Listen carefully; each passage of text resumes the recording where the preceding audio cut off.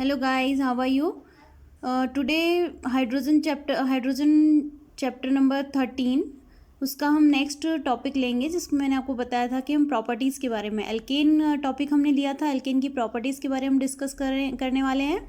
Physical properties and chemical properties. Physical properties it means structure किस तरह का होता है, एल्केन का स्ट्रक्चर के अकॉर्डिंग उसकी प्रॉपर्टीज़ क्या क्या होती हैं, इस पर हम डिस्कस करने वाले हैं। तो ये है पेज नंबर 371।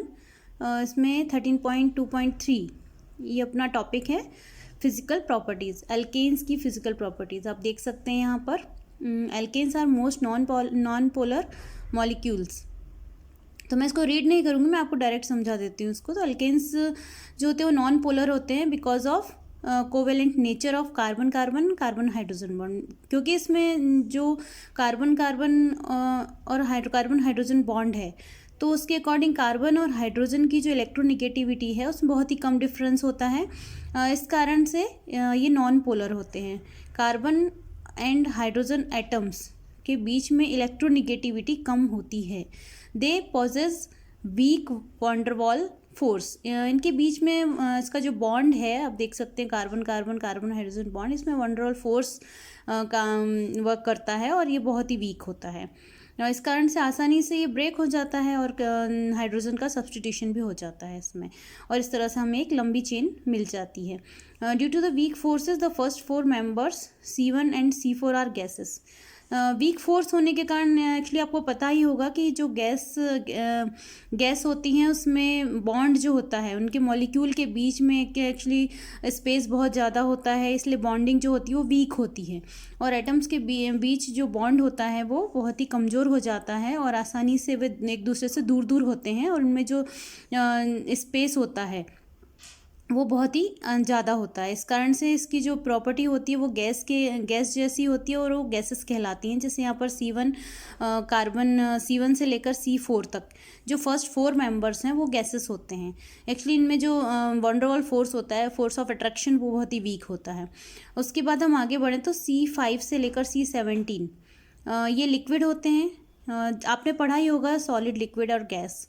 इसके बीच में जो इनके एटम्स के बीच, मॉलिक्यूल्स के बीच में मॉलिक्यूलर स्पेस जो है वो धीरे धीरे बढ़ जाता है, जैसे कि सॉलिड में बिल्कुल भी नहीं होता है और लिक्विड में थोड़ा सा ज़्यादा होता है उसके और कंपेरेटिवली लिक्विड गैसेस में बहुत अधिक होता है।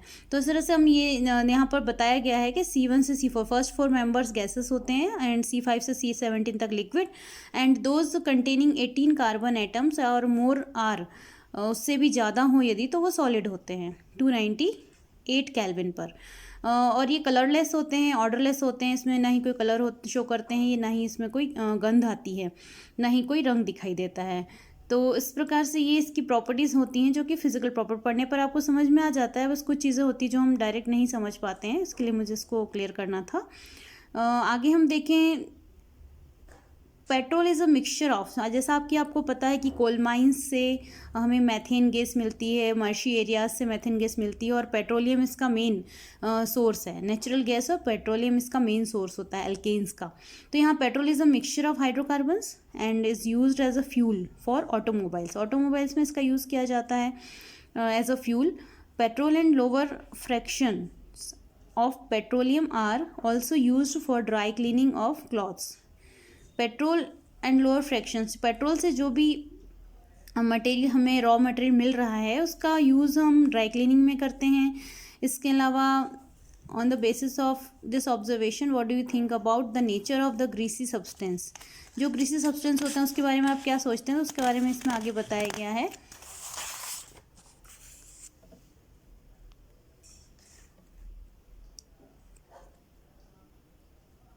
They are non-polar and hydrophobic in nature. It is generally observed that in relation to solubility of substances in solvents, polar substances are soluble in polar solvents, whereas the non-polar one is non-polar solvents. Polar यदि है तो polar solvents में soluble होते हैं, और यदि non polar है तो नॉन पोलर सॉल्वेंट्स में ये सॉल्यूबल होते हैं। लाइक यहाँ पर आप देखें, boiling point of different alkanes are given here. Boiling points दिए गए हैं तो वो भी डिफरेंट होते हैं। इसके अलावा आप देखें आगे तो this is due to the fact that the intermolecular van der Waals force increases with increase of the molecular size or the surface area of the molecule. Molecular size जैसे जैसे इंक्रीज होता है intermolecular van der Waals force भी increase हो जाता है, जैसा कि हमने देखा पहले कि जैसे जैसे नंबर ऑफ कार्बन एटम्स बढ़ते हैं तो वो सॉलिड फर्स्ट 4 मेंबर्स गैस होते हैं, उसके बाद लिक्विड और उसके बाद सॉलिड हो जाते हैं। तो यही बात है कि यहाँ पर जो intermolecular van der Waals force है वो बढ़ता जाता है मॉलिकुलर साइज़ के बढ़ने के साथ साथ और सरफेस एरिया ऑफ मॉलिक्यूल उसके बढ़ने के साथ साथ। तो बस इसी तरह से हम कुछ फिजिकल प्रॉपर्टीज हैं इस पर हम डिस्कस कर सकते हैं, आप इसको एक बार रीड कर लीजिएगा। हम नेक्स्ट आ जाते हैं केमिकल प्रॉपर्टीज़। केमिकल प्रॉपर्टीज़ में केमिकल रिएक्शंस के थ्रू आपको इसको समझना होता है। इसमें डिफरेंट टाइप की रिएक्शंस एल्केन शो करते हैं। जो सबसे पहले हम देखें यहाँ पर सबसे फर्स्ट रिएक्शन है सब्स्टिट्यूशन रिएक्शन, जिसको मैंने यहाँ पर पेज पर लिख रखा है तो इससे आप इसको आसानी से समझ सकते हैं। सबसे पहली बात कि physical and chemical properties. Physical properties जो हमें दिखाई दे रहा है, शो हो रहा है कि किस तरह से उनका स्ट्रक्चर है या किस तरह से वो दिखाई देते हैं, that is called physical properties. And chemical properties तो इसमें रिएक्शंस किस तरह से करते हैं अदर कंपाउंड्स के साथ या अदर एटम्स के साथ, मॉलिक्यूल के साथ रिएक्शन कैसे होती है, इसे हम कहते हैं केमिकल प्रॉपर्टीज, जिससे उनका जो मेन जो कैरेक्टर होता है वो भी चेंज हो जाता है। तो सबसे फर्स्ट है इसमें सब्स्टिट्यूशन रिएक्शन। इस रिएक्शन में हाइड्रोजन एटम जो होते हैं वो सब्स्टिट्यूट हो जाते हैं, रिप्लेस हो जाते हैं हेलोजन से। तो डायरेक्टली इसको रिएक्शन को हम हेलोजिनेशन भी कहते हैं। Substitution reaction means hydrogen substitute हो जाता है और उसकी जगह पर हेलोजन जुड़ जाता है, तो हम इसे हेलोजिनेशन कहते हैं। जैसे जैसे यदि क्लोरीन से रिएक्शन हुई तो क्लोरीनेशन होगा, फ्लोरीन से तो फ्लोरीनेशन होगा। इस प्रकार से हम इसका नाम दे सकते हैं। तो सबसे पहले यहाँ पर देखें आप हेलोजिनेशन। हेलोजिनेशन में मैंने इसका क्लोरीनेशन करवाया हुआ है जो कि बुक में भी दी हुई है रिएक्शन। सबसे पहले मैथेन का Cl2 से क्लोरीन से रिएक्शन हो रही है जो कि सनलाइट की प्रेजेंस में होती है। तो सबसे पहले आप देखें यहाँ पर हाइड्रोजन जो है वो क्लोरीन से रिप्लेस हो रहा है, सब्स्टिट्यूशन हो रहा है। यहाँ पर एक हाइड्रोजन यहाँ से रिप्लेस हो गया है क्लोरीन के द्वारा और ये HCl बन रहा है। तो इसे फर्स्ट वाले का नाम क्लोरोमीथेन मैंने हिंदी में लिख रखा है, इंग्लिश में भी आप बुक में देख सकते हैं, क्लोरोमेथेन। फिर उसके बाद क्लोरोमेथेन का फिर से क्लोरीनेशन करवाएंगे यानी हेलोजिनेशन होगा सनलाइट की प्रेजेंस में, तो ये बन जाएगा डाइक्लोरोमेथेन। तो पूरी रिएक्शन आप देख सकते हैं, धीरे धीरे एक एक हाइड्रोजन रिप्लेस सब्स्टिट्यूट हो रहा है क्लोरीन के द्वारा। तो सबसे फर्स्ट इसमें बना है क्लोरोमेथेन, दूसरा डाइक्लोरोमेथेन। जैसे जैसे नंबर ऑफ क्लोरीन्स बढ़ते जा रहे हैं उस तरह से उसके अकॉर्डिंग उसका नॉमिनेशन हो रहा है। तो क्लोरोमेथेन, फिर ट्राइक्लोरोमेथेन को हम क्लोरोफॉर्म भी कहते हैं। एनेस्थीसिया दिया जाता है इसके द्वारा, सर्जरी के टाइम उस तरह इसका यूज़ किया जाता है। एनेस्थेटिक कंपाउंड हम इसे कह सकते हैं। नेक्स्ट है CCl4, इट मीन्स टेट्राक्लोरोमेथेन। तो धीरे धीरे करके सारे हाइड्रोजन सब रिप्लेस हो गए हैं, देख सकते हैं आप। अब हम आगे देखते हैं यहाँ पर rate of reaction of alkanes with halogens.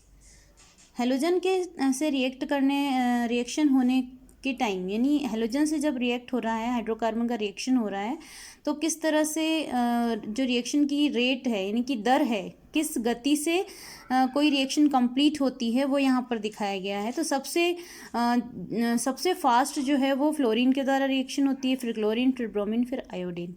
ठीक है, तो सबसे स्लो रिएक्शन होती है आयोडीन के साथ। फ्लोरीन के साथ बहुत ही फास्ट होती है, इट इज़ टू फास्ट, इसे हम वायलेंट भी कहते हैं। Fluorination is too violent to be controlled, मतलब इसको कंट्रोल करने में मुश्किल आती है थोड़ी। और इस तरह से ये जो दिया हुआ है ये एक सीक्वेंस है जिसमें कि फ्लोरीन सबसे फास्ट रिएक्शन करता है और आयोडीन स्लो करता है। ठीक है, इसके आगे हम देखें।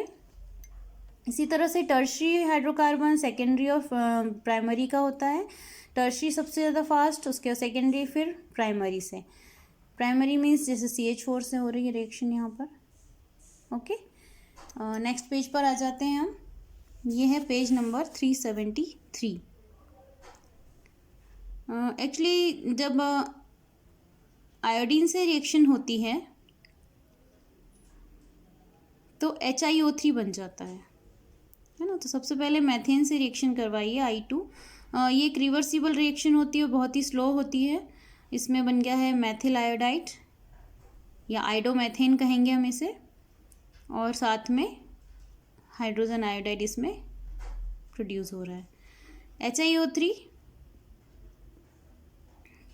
प्लस HI से रिएक्शन हो रही है इसकी, तो आयोडीन वापस हमें मिल जाता है और वाटर इसमें रिलीज होता है। तो इस तरह से ये एक रिवर्सिबल रिएक्शन है। Halogenation is suppose to proceed via free radical chain mechanism.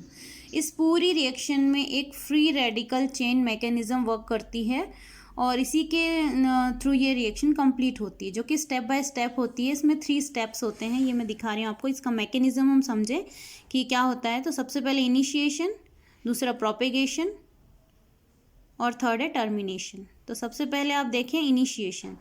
The reaction is direct, हम रिएक्शन से ही समझ लेते हैं इसको। इसमें क्लोरीन क्लोरीन बॉन्ड जो वीक होता है कार्बन कार्बन बॉन्ड से एंड कार्बन हाइड्रोजन बॉन्ड से भी, इज ईजीएस्ट टू ब्रेक। इसको हम आसानी से ब्रेक कर सकते हैं। तो यहाँ पर जैसे ही रिएक्शन शुरू होती है तो क्लोरीन यानी Cl2 जो है मॉलिक्यूल, वो 2 फ्री रेडिकल्स में ब्रेक हो जाता है। जैसे यहाँ पर देख सकते हैं, फ्री रेडिकल को हम इस तरह से शो करते हैं। यहाँ पर ये दिया हुआ है Cl डॉट, इस तरह से ये फ्री रेडिकल को शो करता है। तो ClCl ये फ्री रेडिकल में ब्रेक हो गया है। नेक्स्ट ये इनिशिएशन थी। नेक्स्ट है, अब the reaction is initiated by homolysis of chlorine molecule is the presence of light और हीट। लाइट और हीट की प्रेजेंस में ये ब्रेक होता है, इसे होमोलाइसिस कहते हैं। नेक्स्ट है प्रोपेगेशन। क्लोरीन फ्री रेडिकल यहाँ पर आप देख सकते हैं किस पर अटैक कर रहा है, मैथेन पर अटैक करता है और हाइड्रोजन, एक हाइड्रोजन को इसमें से रिमूव कर देता है और उसकी प्लेस पर, अभी ये रिमूव हो गया है बट ये नेक्स्ट स्टेप में आएगा। तो प्रोपेगेशन में हमें एक मैथिल फ्री रेडिकल ये मिल गया है, मैथिल रेडिकल इसे हम कहेंगे। ओके, मीन्स क्लोरीन ने एक हाइड्रोजन को रिमूव कर दिया इसमें से और इस पर अटैक करके, और ये हमें free radical as a free radical हमें मिल गया यहाँ पर। तो the second molecule of chlorine to form CH3Cl, और दूसरा जो क्लोरीन का मॉलिक्यूल था वो CH3 यानी मैथेन से जुड़ जाता है। CH3 मीन्स मैथिल रेडिकल से वो जुड़ जाता है। तो आप देख सकते हैं क्या बन गया ये CH3Cl और क्लोरीन फ्री रेडिकल के रूप में हमें यहाँ पर मिल जाता है। देखिए यहाँ इस तरह से the chlorine and Maithil free radicals generated above repeat steps A and B respectively and thereby set up a chain of reactions. तो इस तरह से एक चेन बनती जाती है रिएक्शन की, डिफरेंट स्टेप्स में कंप्लीट होता है। स्टेप A एंड B, ये आप देख सकते हैं step A and step B में ये कंप्लीट हुआ है और हमें क्लोरीन फ्री रेडिकल मिल गया है। तो नेक्स्ट देखिए हम यहाँ पर, दिस इज कॉल्ड प्रोपेगेशन। हम नेक्स्ट स्टेप में आगे बढ़ जाएं यहाँ, तो देखें CH3Cl बन गया है and plus Cl free radical, तो ये हो गया है CH2Cl। यहाँ से फिर इसने एक हाइड्रोजन को रिमूव कर दिया है, उससे उस पर अटैक करके मैथिल क्लोराइड पर इसने अटैक किया है फ्री रेडिकल ने क्लोरीन के, और ये CH2Cl बन गया और HCl रिमूव हो गया। यहाँ पर CH2Cl से फिर क्लोरीन से इसकी रिएक्शन होती है, तो क्लोरीन Cl2 से वापस इसका क्लोरीनेशन करवाया गया, उस वापस से वो अटैक करता है इस तरह से, और ये बन गया CH2Cl2 और एक Cl यानी फ्री रेडिकल में वो रिमूव हो गया एज अ फ्री रेडिकल, ये हमें मिल जाता है वापस से। अब लास्ट स्टेप है इसका termination. The reaction stop after some time due to consumption of reactants and और due to the following side reaction. इसमें होता क्या है कि जैसे ही जो कंजप्शन हो रहा है रिएक्टेंट्स का वो कंप्लीट हो जाता है एक तरह से, तो ये रिएक्शन स्टॉप हो जाती है। The possible chain terminating steps are, अब ये जो चेन है वो टर्मिनेट हो जाएगी। तो इसमें ये जो स्टेप है वो हम देखें यहाँ पर, तो देखते हैं ClCl फ्री रेडिकल है जो कि Cl2 बना लेता है। यहाँ पर CH3 free radical, CH3 free radical है तो इससे एथीन बन जाता है। और ये थर्ड पॉइंट है इसका जिसमें CH3 फ्री रेडिकल है और Cl फ्री रेडिकल है। तो ये CH3Cl बना। तो ये 3 स्टेप्स में जो हमने स्टार्टिंग से देखा है, इट मीन्स इनिशिएशन, प्रोपेगेशन और टर्मिनेशन। तो यहाँ पर इस तरह से रिएक्शन स्टॉप हो जाती है और टर्मिनेशन में हम देखते हैं कि हमें इस तरह से ये स्टेप्स जो हमने कंप्लीट किए स्टार्टिंग से वो यहाँ पर हमें दिखाई दे रही है। तो इस तरह से CH3Cl the one of product is formed but free radicals are consumed. तो इसमें हो क्या रहा है, सारी स्टेप्स में फ्री रेडिकल्स बन रहे हैं, कंज्यूम हो रहे हैं और चेन टर्मिनेट हो जाती है लास्ट में और हमें प्रोडक्ट मिल रहा है methyl chloride. Final product is methyl chloride जो कि फॉर्म हो रहा है इस रिएक्शन में।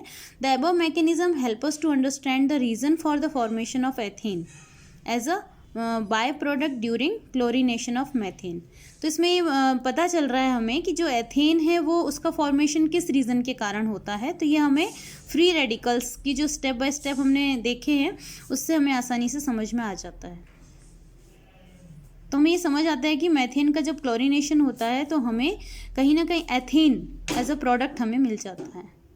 तो ये 3 स्टेप्स में कंप्लीट हो जाता है और ये इसकी मैकेनिज़्म थी। नेक्स्ट में है अपना कम्ब्यूशन। कम्ब्यूशन मीन्स होता है दहन, जिसमें कि हम एथेन का दहन करवाते हैं, एल्केन्स का दहन करवाते हैं, इसको गर्म करते हैं और उसको ऑक्सीजन की प्रेजेंस में उसका कम्ब्यूशन होता है, इनकी दहन होता है। ओके गाइस, तो इसको हम थोड़ा सा आप इसको रीड कर लें तो नेक्स्ट वीडियो में हम इसको ले लेंगे। So thank you guys. यदि आपको वीडियो पसंद आया हो तो लाइक कीजिए।